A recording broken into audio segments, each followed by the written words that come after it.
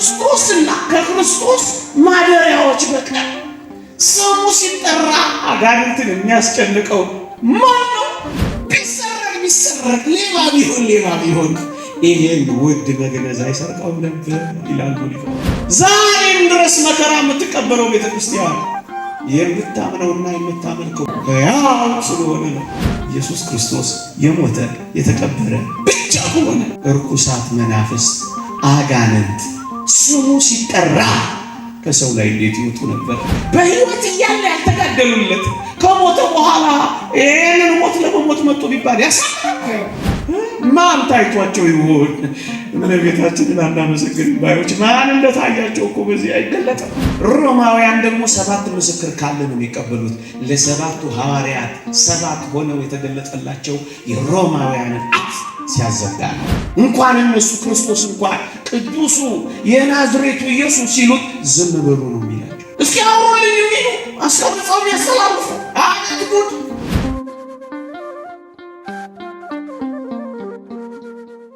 ወገኖች መድኃኒታችን በእውነት ነው የተነሳው። አሁን የምናወራው ፈጠራና የሐሰት ወሬ ወይም ተረት አይደለም የምንነጋገረው። ይኸውላችሁ የገጠሙበት ድንጋይ 20 ሰው በላይ የሚያንከባልለው ድንጋይ ነው መቃብሩ ላይ የገጠሙት። አሁን የቀሩት ሴቶች ናቸው። ሴቶች ይሄን ብርቱ ድንጋይ እንኳን ሊያንከባልሉ እንጀራ ሲበሉ እንኳን አይቆጠሩም ነበር እኮ። አሁን ማን ይሞት? ወዳጆቹ ሰረቁት የሚሉት ሴቶቹ በየትኛው ብርታት ነው ከ20 ሰው በላይ የሚያንከባልለውን ድንጋይ አንከባልሉ የሚባለው? ውሸት ነው። ተሰርቆ አይደለም ተነስቶ ነው። ጌታ በእውነት ተነስቶ ነው እንጂ ተሰርቆ አይደለም። መቃብሮች አሁን ያልኳችሁ የድንጋይ መቃብር የሮማውያን ማህተብ ታተማበታለች። የገዢዎችን ማህተብ ደግሞ ማን ደፍሮ ያነሳል? ወገኖች እንኳን የገዢዎችን ማህተብ አሁን እዚህ የደንቦችን ማህተብ እንኳን ትገሸልጣላችሁ። ምን ቦታችሁ ይላል? ትገሸልጣላችሁ። ታሽጓል ከተባለ ትከፍታላችሁ። ማን ወንድ አያችሁ? ያቺን ማህተብ አንድ ሰው ቢነካት ሞት ይቀጣል። ሞት ሸሽተው የተበተኑት አሁን ማን ይሞት? በሕይወት እያለ ያልተጋደሉለት ከሞተ በኋላ ይሄንን ሞት ለመሞት መጡ ቢባል ያሳምናል? ውሸት ነው። የወህኒ ጠባቂዎቹን አስጎብኛችሁ 70 ሮማውያን ወንድ ወገን የአይሁድ ጠባቂዎች ሚሊሻዎች እስኪ ትነሳ ብሎ ጠብቀውት ነው ያደሩት። ያው በፈርቅ ግን ምን ብለው አስወሩ? እኛ ተኝተን ሳለ ሰረቁት ብለው አስወሩ። ውሸታቸውን ተመልከቱ። ተኝተው ከነበረ መሰረቁን በምን አወቁ ብለን አንጠይቃቸውም? ከተኙ በምን አወቁ? ውሸታቸውን ነው። ተሰርቆ አይደለም፣ ተኝተውም አይደለም። የትንሣኤን ኃይል መቋቋም አቅቷቸዋል። የመላእክትን ግርማ መቋቋም አቅቷቸዋል። የምድሩን ንውጽውጽታ አሳፍሯቸዋል። ተነስቶ ነው። እጅ እኮ ናት የቤተ ክርስቲያን ኃይል። ትንሣኤ ባይኖር ኖሮ እዚያ መሰበሰብ ነበር። ይኸውላችሁ 2 የእግዚአብሔርን ቃል ላስታውሳችሁ። እውነት ክርስቶስ ተሰርቆ ቢሆን ኖሮ ጠባቂዎቹ መገደል ነበረባቸው። ጠባቂዎቹ ግን አልተገደሉም። ለምን መሰላችሁ? 2 ምሳሌ ልስጣችሁ ብላችሁ ቅዱስ ጳውሎስና ሲላስ በሐዋርያት ሥራ ምዕራፍ 16 ላይ በወህኒ ቤት ታስረው ስብሐተ እግዚአብሔር ሲያደርሱ ምስጋና ያመሰገኑ ሲዘምሩ የወህኒው መሰረት ተናወጠና የወህኒው በር ተከፈተ። ጠባቂያቸው የነበረው ሰው ያመለጡ መሰለውና ሰይፉን መዘዘና ራሱን ሊያጠፋ ሆነ። ያን ጊዜ ቅዱስ ጳውሎስ ጮክ ብሎ ምን አለው? አለን በራስ ላይ አንዳች አታድርግ አልጠፋንም ሲለው ተረጋጋ። ኋላ ላይ አመነና ተጠመቀ። አንድ ለምን ይመስላችኋል? በራሱ ላይ ሰይፍ አንስቶ ራሱን ሊገል የነበረው ካመለጡ ምን ስለሚሆን? አንድ ሌላ ማስረጃ ልስጣችሁ። በሐዋርያት ሥራ ምዕራፍ 12-19 ላይ ቅዱስ ጴጥሮስን መልአከ እግዚአብሔር አስመለጠው ይላል። በቤተ ክርስቲያን ጸሎት ይጸለይ ነበር። መልአከ እግዚአብሔር መጣና ታስሮ የነበረውን ቅዱስ ጴጥሮስን አስወጣው። ሰንሰለቱን ፈቶ የወህኒውን መቀርቀሪያ ሰብሮ አስወጣው። እኛንም ይስበርልን። በዚህ ዘመን ከዘጉብን በሮች ሁሉ ያስወጣል። አስወጣው። ከዛ ሄሮድስ ተነሳጨ። ማምለጡ መውጣቱን ሲያይ ምን አረገ መሰላችሁ? ሄሮድስም አስፈልጎ ባጣው ጊዜ ጠባቂዎቹን መረመረ፣ ይገድሏቸውም ዘንድ አዘዘ ይላል። ተገደሉ ጠባቂዎቹ። የክርስቶስ የመቃብሩ ጠባቂዎች ግን አልተገደሉ የሚል ቃል አታገኙም። ለምን? እውነት ተሰርቆ ቢሆን እነዚህ ሰዎች ይገደሉ ነበር? አይገደሉም ነበር። ለምን አልተገደሉም መሰላችሁ? ተሰርቆ አይደለም፣ ተነስቶ ነው። ለዚህ እኮ ነው ያልተገደሉት ወገኖች። ምስክርነት ይላል መጽሐፍ ቅዱስ በሁለት ወይም በሶስት ይጸናል ይላል። አይሁድ ለሁለት ወይም በሶስት ሰው ቢመሰክሩበት ያለ ርኅራኄ ይቀጣል ይላል ዕብራውያን ምዕራፍ 10። ክብር ይግባውና ጌታችን ለሁለት ብቻ አይደለም ለሶስትም ብቻ አይደለም ከ500 ለሚበዙት ከመቃብር ለተነሱት ታይቷል። አልታየም? በግልጽ ታይቷል። ምስክርነቱ ከሚፈልጉት ቁጥር በላይ ሆኗል። ታዲያ እንዴት ሊዋሽ ይችላል ወገኖቼ? ለኬፋም ታየው። ከሁሉ በላይ ደግሞ ጭንጋፍ ለመሆን ለኔ ታየኝ ይላል ቅዱስ ጳውሎስ። ታይቷል።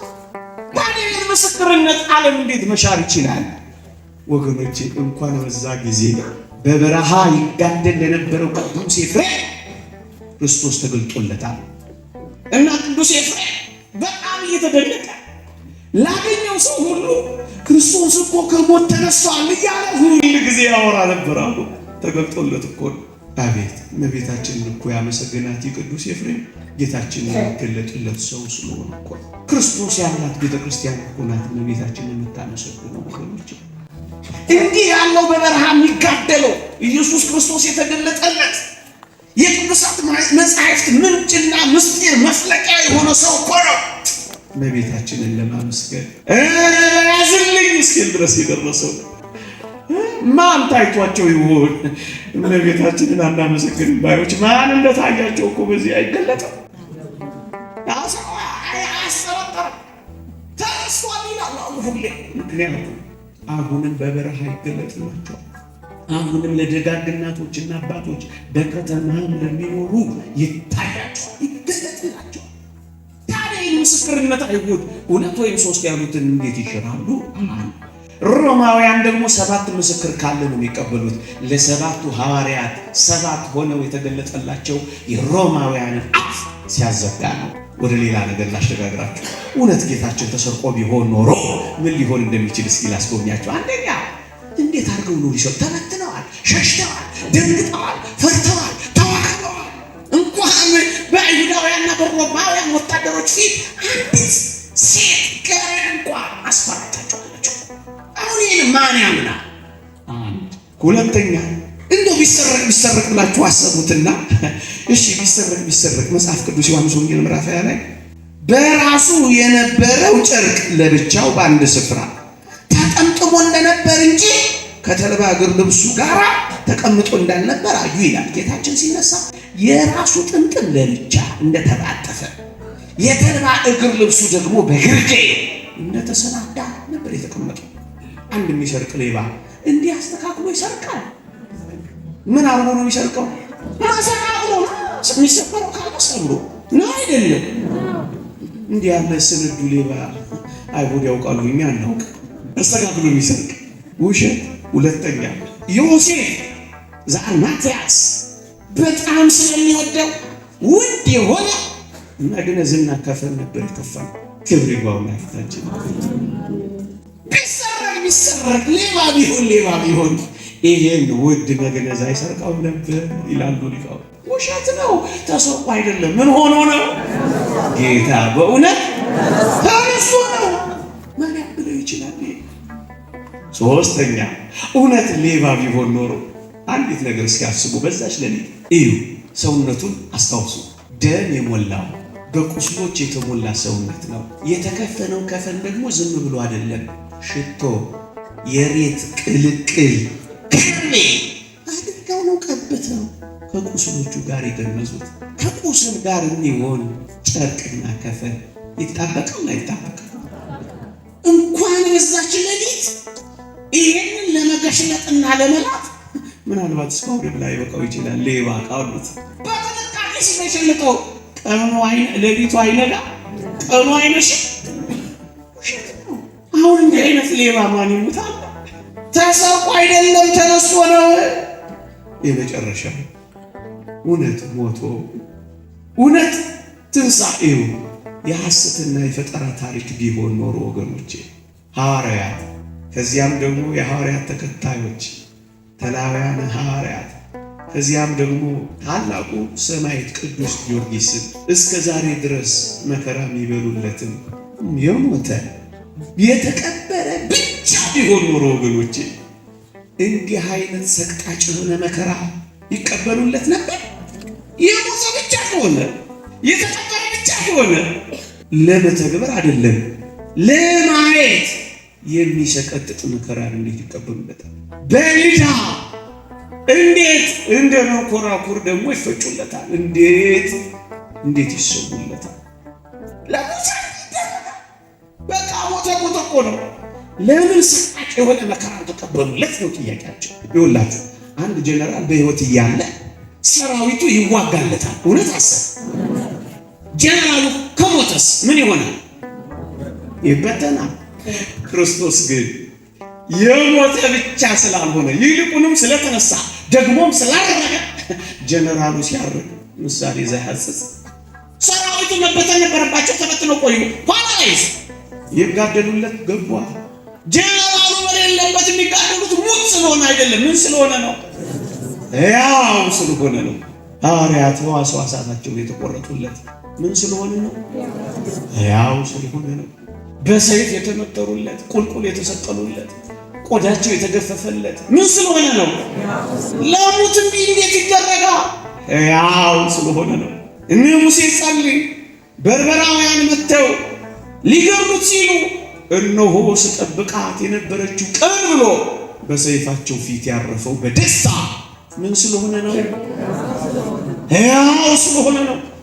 ሰማዕታት የተጋደሉት ሕያውን ስላመለኩ ብቻ ነው ወገኖች። በሰርምኔስ አደባባይ እነ ፖሊካርፐስ የተጎተቱት ሕያውን ስላመለኩ እኮ ነው። እና አግናጤዎስ ምጠው ለአንበሳ አትሙትብን ሲሉት ተው እያለቀሳችሁ ከክርስቶስ ጋር የምኖረው ኑሮ አትከልክሉኝ፣ በአንበሳ አፍ ውስጥ እንደ መገበሪያ ስንዴ እፈጫለሁኝ ብሎ በአንበሳ የተበላው ኢየሱስ ክርስቶስ የሞተ ብቻ ስለሆነ ነው። ምን ስለሆነ ነው? ያው ሆኖ ከሙታን መካከል ስለተነሳ። ዛሬም ድረስ መከራ የምትቀበለው ቤተክርስቲያን የምታምነውና የምታመልከው ምን ስለሆነ ነው? ያው ስለሆነ ነው። ዛሬ ሰማዕታትን በዓል የምናከብረው ምን ስለሆነ ነው? በመከራው እንድካፈል በሞቱም እንድመስለው ያሉት እኮ የትንሣኤውን ኃይል ስለምናምን ነው ያለው ቅዱስ ጳውሎስ። የትንሣኤው ኃይል ነው ቤተክርስቲያንን ለመከራ ያበቃል። እንነሳለን ብለው ስለሚያምኑ አባ ፋኑስ ቢሆን ገዳዮቹ ሲመጡ ነጭ ልብሱን የክት ልብሱን ለብሶ እነሆ የሰርጌ ቀን ናት ብሎ የሞተው የሰርጉ ቀን ያደረገው ኢየሱስ ክርስቶስ ምን ቢሆን ነው? ሕያው ስለሆነ ነው። በእውነት ስለተነሳ ወገኖች። ደግሞ ሌላ ምስክርነት ልስጣችሁ። እሺ ኢየሱስ ክርስቶስ የሞተ የተቀበረ ብቻ ከሆነ እርኩሳት መናፍስት አጋንንት ስሙ ሲጠራ ከሰው ላይ እንዴት ይወጡ ነበር? እስኪ ከክርስቶስና ከክርስቶስ ማደሪያዎች በቀር ስሙ ሲጠራ አጋንንትን የሚያስጨንቀው ማን ነው? ከክርስቶስ በቀር ማን አለ? ጣዖት ስለምን እንደነበጠ፣ አርጤምስ ስለምን አፈረች? ጣዖታት ለምን ተንኮታኮቱ? እኛ ሁሉ ለምን አመንን? አፋችንን ኮተችን ላስመስል በሰሙነ ሕማማት ለምን ጾምን? ላባችሁን ለምን ጠፋራችሁ? አንጀታችሁ እስኪጣበቅ ለምን ጾማችሁ? ቤተ መቅደሱ ከሚሰበር ሎሚ ይሰበር እያሉ ለምን ይሸሽልን? ወጣቶች ወደቁ። ሕያው ስለሆነ አጋንንት የሚደመጡ ፍጥረታት አይደሉም። በእውነት ግን አጋንንት አንድም ቀን እንኳን ተሳስተው ኢየሱስ ክርስቶስ አልተነሳም አላሉ። ምክንያቱም ያውቃሉ ምን እንደሆነ አይደመጡም። እነሱ አንዳንዶች እየቀረጹ ሲያስተላልፉ ትከታተሏቸዋላችሁ። ስሙ እስኪ ያሉ የአጋንንትን ምስክርነት ክፍል 1 ክፍል 53 እያሉ ከአጋንንት ጋር ጨዋታ የጀመሩ በምን መንፈስ እንደሚኖሩ ያላረጋገጡ አንዳንዶቹ ደግሞ የሚታወቁ በናይጄሪያ በሱዳን ድግምት የሚሰሩ እንኳን እነሱ ክርስቶስ እንኳን ቅዱሱ የናዝሬቱ ኢየሱስ ሲሉት ዝም በሉ ነው የሚላቸው። እስኪ አውሩልኝ የሚሉ አስቀምጠው የሚያስተላልፉ አቤት ጉድ! ምን አይነት ዘመን እንደደረሰ ሲያከብሯቸው የሚሸሹ አባቶቻችን እያሉ ዝም ብለው ውጣው እያሉ እያስወጡ እያዋረሱ ይሁን እያስወጡ በምን ታውቃላችሁ? ስንት ሽቀላ ተጋባዥ አጥማቂያ አክሲዮን ከፋጮች ኤቲኤም ፈልቃቂዎች ምን ያድርግ የምዕመኑ ኤቲኤም አለን ብሎ ይፈለቀሉ። ተው ክርስቲያኖች መንፈሱን ሁሉ አትመኑ። ስሙ ሲጠራ እንኳን አጋንንት ለነገር ይላል። ወገኖቼ እኛ የሕያው ልጆች ስለሆን ሞት እንደ ቀድሞ አይሰለጥንብንም። ቅዱስ ዮሐንስ አፈወርቅ ሞት እንደ ቀድሞ ምን አይልብንም። አሁን በአርጋጭ የምታለቅሱ ሙሾ የምታስወርዱ ሸሸ ተበላሸ እንደሚባለው የምንሞተው ለዚህ አይደለም፣ ልንጠፋ አይደለም። የምንሞተው ምን ለመሆን ነው? ለሕያውነት ነው የምንሞተው። እየሰማችሁ ይሄ አሁን የምንሞተው እንደ ቀድሞ አይደለም፣ ለሕያውነት ነው አሁን የምንሞተው። ይኸውላችሁ ለባህሪያችን የሚስማማው ሞት ሞተ ለትንሣኤ እንድንነሳ ነው አሁን የምንሞተው። ሞት ተቀይሯል ቅርጹ። መጽሐፍ ቅዱስ በግልጽ እንዲህ ይለናል፣ ካልሞት ሕያው አትሆንም ይላል አንደኛ ቆሮንቶስ ምዕራፍ 15 ላይ። ስለዚህ ሕያው ለመሆን መጀመሪያ ምን መሆን አለብን? ትታመናላችሁ? መቃብር አሁን የአዲሱ ሕይወት ማህፀን ነው የሆነው። ለአዲስ ሕይወት ነው የምንሞተው አሁን። በክብር ማነው በውርደት እንዘራለን፣ በክብር እንነሳለን። በመበስበስ እንዘራለን፣ ባለመበስበስ እንነሳለን። በድካም እንዘራለን፣ በኃይል ምን እንላለን? ለዚያ ክብር ያብቃን።